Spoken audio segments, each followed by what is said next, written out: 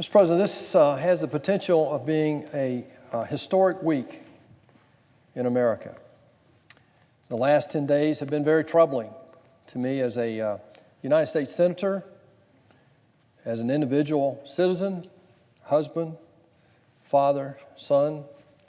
I'm very troubled today by the extreme measures that we see being made right now about a case that my colleagues across the aisle are trying to make today.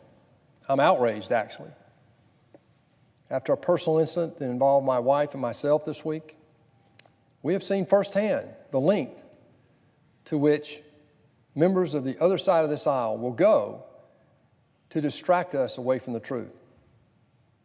This body, the United States Senate, has become nothing more than a bully pulpit for someone's special cause, when it should be a deliberative body. We should be finding the truth here. My Democratic colleagues claim they want to work together with Republicans. They talk all the time about working in a bipartisan way. And yet, when you get in the heat of the battle, nothing could be further from the truth.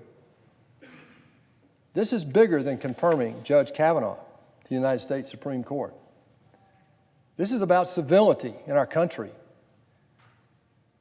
People have died supporting our Constitution and fighting for the freedoms that we have in this country, innocent until proven guilty, for goodness sake. But when that's not convenient with an argument that you're trying to make, it gets trashed. That's what we've seen this week in this body.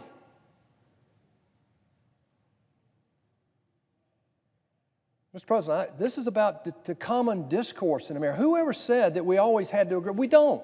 But whoever said you had to hate someone if you disagree with them?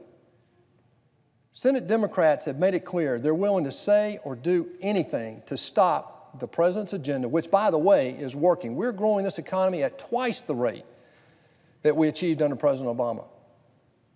We have over 331 nominees today, Mr. President, waiting to be confirmed. First time in history this has ever been done to this degree. One of my Democratic colleagues called Judge Kavanaugh your worst nightmare. Another called him a nominee who wants to pave the path of tyranny, Mr. President.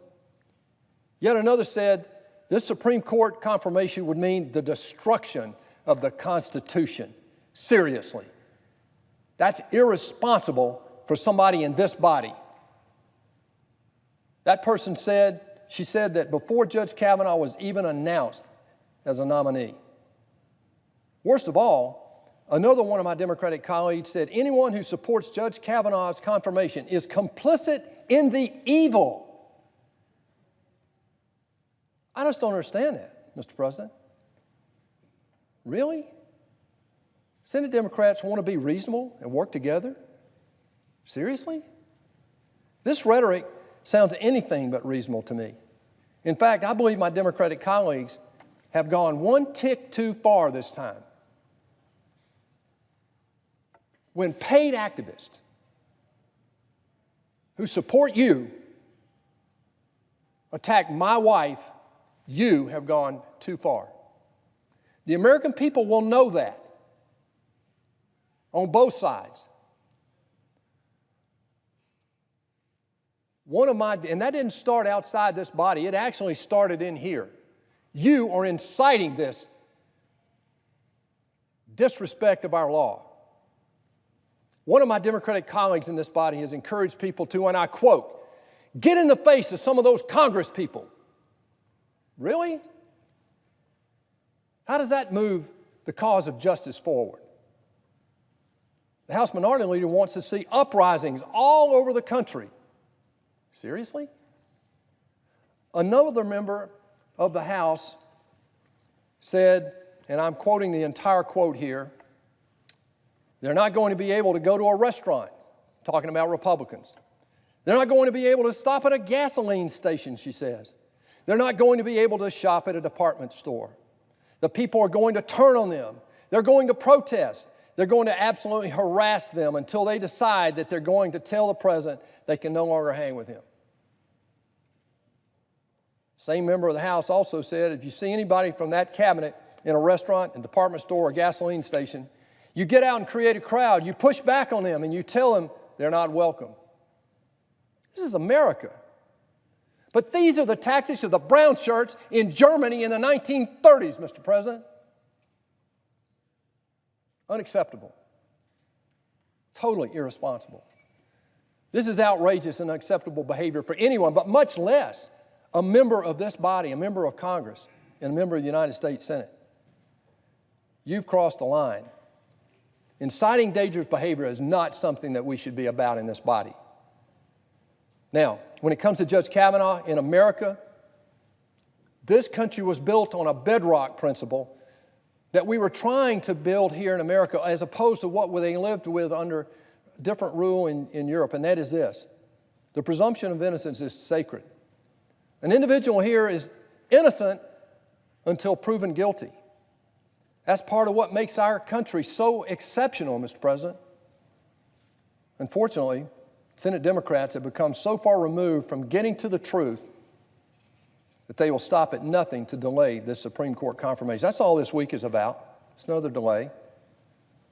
Any objective observer would agree that Chairman Grassley afforded both Dr. Ford and Judge Kavanaugh an equal opportunity to speak before the U.S. Senate Judiciary Committee and to the American people. As a matter of fact, Mr. President, any war on women this week and in this sad story here has been perpetrated on Dr. Ford by Senate Democrats. She wanted this to be confidential. And this body could have done that. They could have done all the investigation confidentially without dragging her name through the media or Judge Kavanaugh's.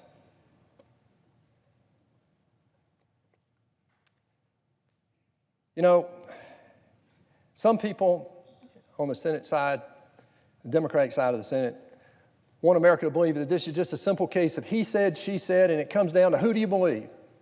Well, it's a lot more than that, Mr. President. It's not only she said, he said, but it's a they said. The accuser in this case named 3 people who she said would corroborate her story. Not only did they not corroborate her story, they actually corroborated his story.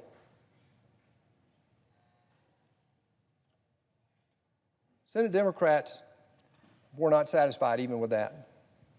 They weren't satisfied that when the letter was leaked to the press, it wasn't given to the committee, when it was leaked to the press, some 6 weeks after it was received by Senate Democrats, 6 weeks, an investigation was started immediately, Mr. President, by the committee, by the Judiciary Committee. Oh, but wait, Senate Democrats chose not to participate. How's that for looking for the truth? Instead, what they did is they waited till we had a hearing and then said, oh no, we need another investigation. We need another FBI investigation that we knew would be totally redundant of what had just been done by federal investigators employed by the Senate Judiciary Committee. But we went ahead and agreed as a committee to do just what you wanted. And that's to allow a full and open FBI investigation into this, which is nothing more than redundant of what had just been done in the prior couple of weeks. Judge Kavanaugh has had six FBI investigations. This is the 7th formal FBI investigation. Not only that, the minute the committee saw Dr. Ford's letter, it immediately, as I said, went into detail with these outside federal investigators without the help of Senate Democrats who are members of that committee. As a matter of fact, when ranking member of the Senate Judiciary Committee met with Judge Kavanaugh a few weeks ago, she had been in possession of this letter from Dr. Ford for several weeks, and her staff had already recommended an attorney to Dr. Ford. But in that meeting with Judge Kavanaugh, the first meeting between the ranking member and Judge Kavanaugh, she didn't mention the letter one time. That's in the testimony. She held on to Dr. Ford's letter for 6 weeks before it was leaked to the press. Again, it's clear that for Senate, this is all a well-orchestrated effort to cause delay and push this decision, hopefully in their mind, past the election. Shame on any member of this body, Republican or Democrat, that puts self-interest and political interest before their constitutional responsibility. The committee has voted favorably to move Judge Brett Kavanaugh's nomination forward. That means it comes to this floor. It's time to take a full vote before this body, before the United States Senate. We hope in the next few hours, next day, to have this FBI report and to put this sad saga to bed. It's time to put partisan politics and delays behind us. It's time to confirm Judge Brett Kavanaugh to the United States Supreme Court. And I want to say one more thing. It's time for this body to reread their oath of office, to uphold and defend the Constitution of the United States, to make sure that what we say in this body is the best and the very best America has to offer to move our concerns forward. Thank you, Mr. President. I yield the floor.